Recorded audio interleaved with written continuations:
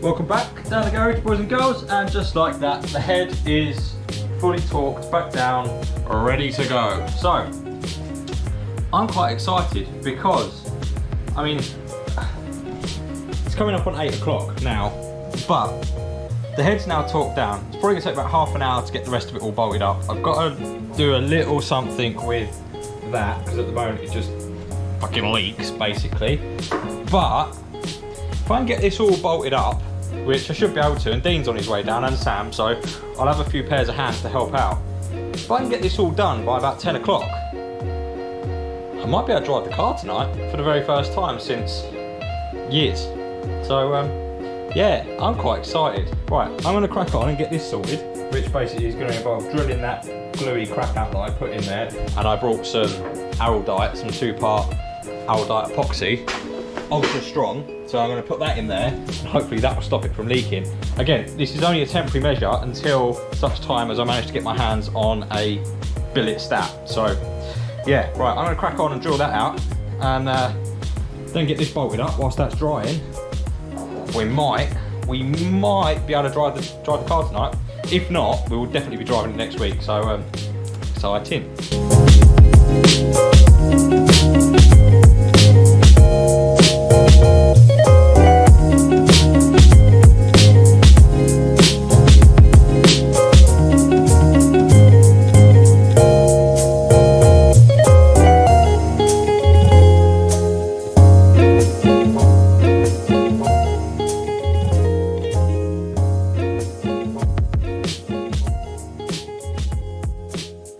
Right, he's been down the garage 2 minutes and it's already ruining my wheels. God. Right, okay. As you've just seen, that is all Araldited up. I've just read on the back, I didn't realise, I got the ultra strong stuff rather than the rapid stuff because I was like, oh, it's going to be ultra strong.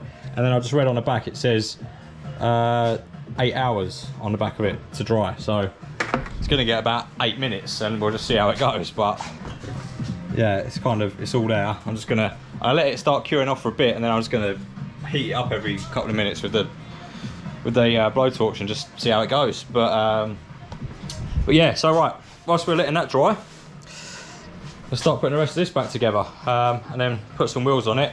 Finally brought the wheel spacers, 20 mils. So yeah, right, back on a time lapse, and yeah, let's crack on.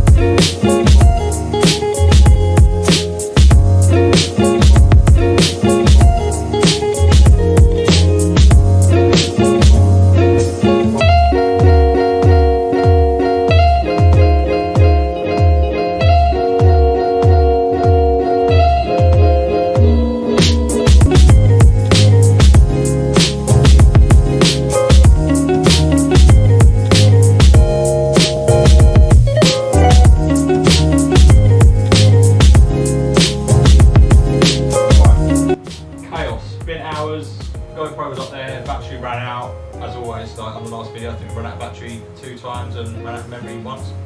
You know, we had good progress. Right, engine is back together as far as I can tell. Plugs, coils, everything's back together. It's got fluid in it, it's got oil in it, it's got water all over the floor, it's got that coolant in it, also known as tap water because I didn't have any proper coolant. Turbo's up, turbo feed, turbo drain. Kind of guess we just started. See what happens. See what happens. You might want to move your beer. Might want to do that. Might want to do that. Yeah, cool. Okay, right. Let me jump in and prime everything. Can you just keep an eye on fuel pressure for me? Yep. Start up and open fucking exhaust car. Put the lights off. But whatever, let's go with it. Right. A bit nervous. Are you a bit nervous? A little bit. I'm a bit nervous. Fire extinguishers, they're there just in case we do. Right, okay.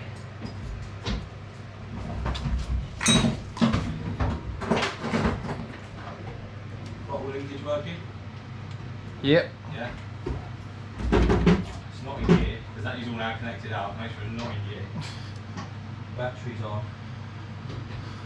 That's on.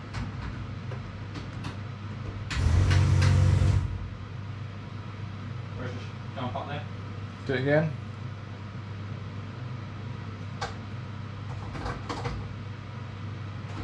Ready?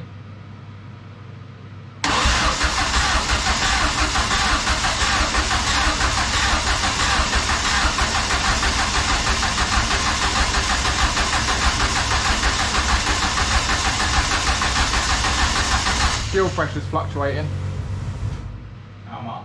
quite a bit. Probably just pulling the fuel through.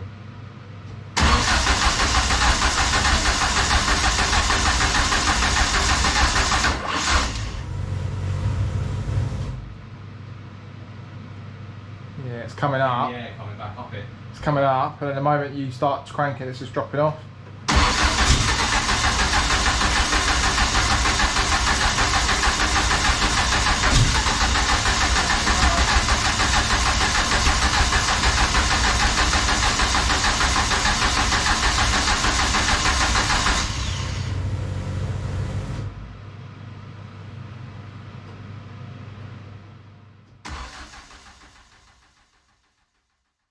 A few moments later. Right, we swapped the injector firing all around, but I think that was back to front.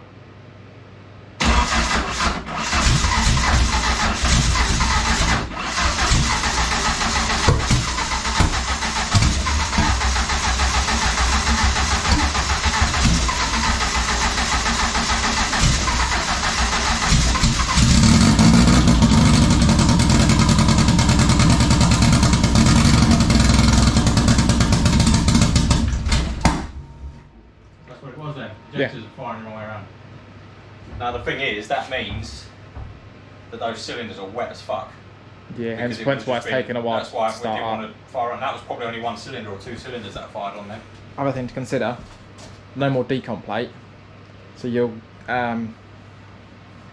idle's going to be different map wise. That was 3 cylinders. That was 3 cylinders that Right. fired on. Yeah, cylinder 2 is cold. Also, you didn't want to idle at all. Nah. There's no idle in it.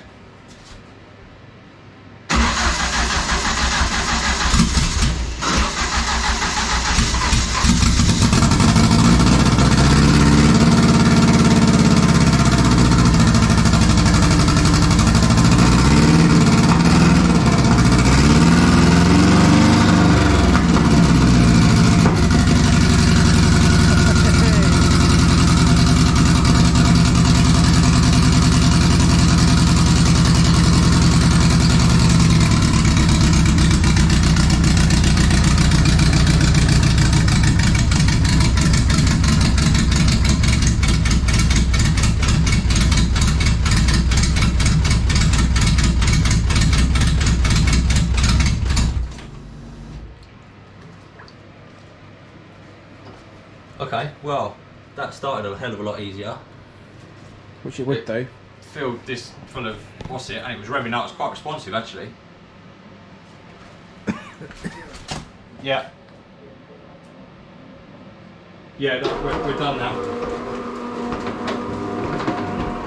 And we're back. Right, had to cut things a little bit short there because just got shouted at because of the noise. Well, not shouted at. Alright about it. Firm word. Firm. It's a bit late for that, isn't it? And we're like, well, yeah, it probably is. Alright, it's 11 o'clock at night. It runs. It's back together, it runs. It was only running on 3 cylinders then. Cylinder 2, stone cold, could touch the header. Probably because we fouled that plug where we had the injectors the wrong way round. Didn't we swap? Yeah, we swapped 2 and 3. 2 and 3 so it was probably pumping raw fuel into that, which means that plug's really wet, so it doesn't want to spark. And I did have a dodgy plug as well, actually, to be fair, before this anyway. So it wants a set of plugs. So we'll put a set of plugs in it.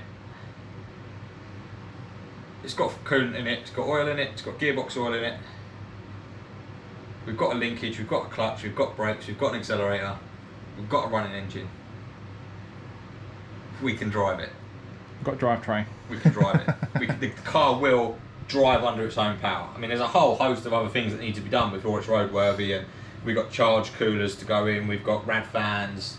Rear brake lights work now though, because I put the brake light switch in. I saw that. That works. So rear brake light switch works. It's kind of there. There's some niggles. There's a few niggles. There's some niggles. So can't do any more tonight anyway because of the noise. If it wasn't 11 o'clock at night, I would get in the car and I would probably try and drive it, even if I just got it to the end of the drive and back. But I need to bring the laptop down with me next week so that we can actually see what the ECU is doing in full, because as you pointed out, we're much higher on the compression, cylinder capacity is lower, so the fueling will be out. We need to sort the idle and everything out. Just go back over it and just make sure we're happy with it before. Bearing in mind, there's not really a map in it anyway. It's just kind of based on guesstimate figures. Real close, real close. Right, to end the video off, I've got my pen out and we're gonna put some stuff off of the board because we're at that point now where we can get rid of some stuff. Right, brakes, fluids, Done. done. Pads, done. Carriers still need to be done. We are. We've got carriers on there, but they are made of plastic from Dean's 3D printer.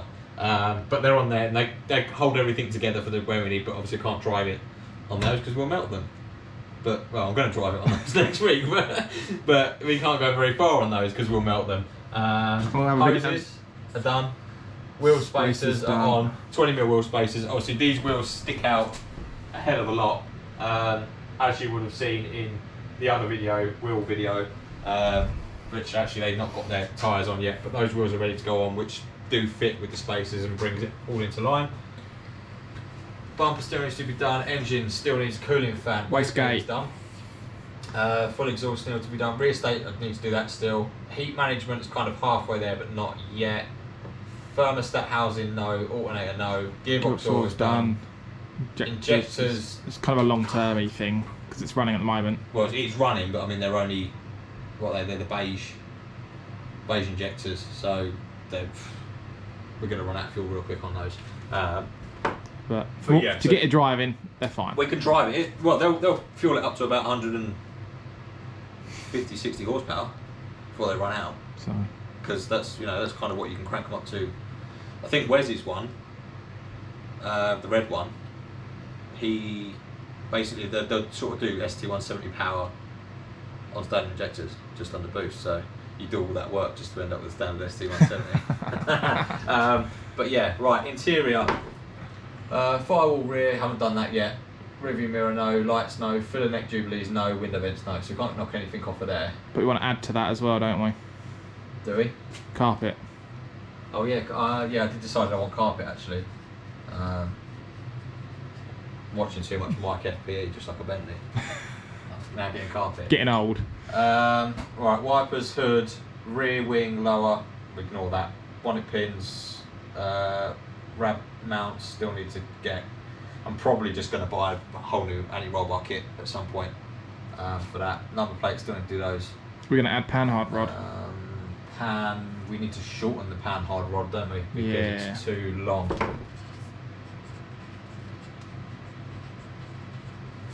We was meant to be ticking things off the list, not adding them to the list, but there you go. None of that's, oh, brake light switch, that's done. Not control, reverse switch. Reverse switch, not sure about, I need to look at that, because there is one in there. The reverse switch is in there, but I snapped the connector when I put the block in, so I need to buy a new one, that's what that is. Speedo, rev counter, launch control, fire extinguisher. Right, well, brakes apart from actual carriers are done. Charge cooler still needs pump and lines. Engine still needs a whole host of little bits and pieces, but it runs, it's drivable. We're just, if we get stuck in traffic, we're fucked at this point. Which has always been the way. We need the full exhaust. I actually started eyeballing up how we're going to run the exhaust, and I think I can squeeze 3 boxes under there. So there'll be 4-inch box in line, and then 2 boxes under the rear seats. So it'll go like that, out. So essentially it'll come up, box, into a box here, out the box there, into a box there, side exit exhaust out there. Should be fairly quiet. 2.5 inch, 3 boxes. Should be alright. Should be reasonable, actually. A lot more reasonable than that. Anyway, right, that's where we're at, guys. The next video is very, very likely going to be the first drive. Realistically, next week there is not really anything stopping us from quickly taking it out, down the road, down the garage, round the driveway, and back in. And just seeing how these plastic carriers hold up. Yeah. I mean, we've got the rear brakes and the handbrake, so not too much can go wrong. Don't want the idea in my head of those brand spanking new calipers getting messed up on the inside of a steel wheel. But there we go. Right, I'm going to leave it off there, guys. Remember, like, comment, subscribe, and I will see you on the next video, which should be a very good one. Catch you in a bit.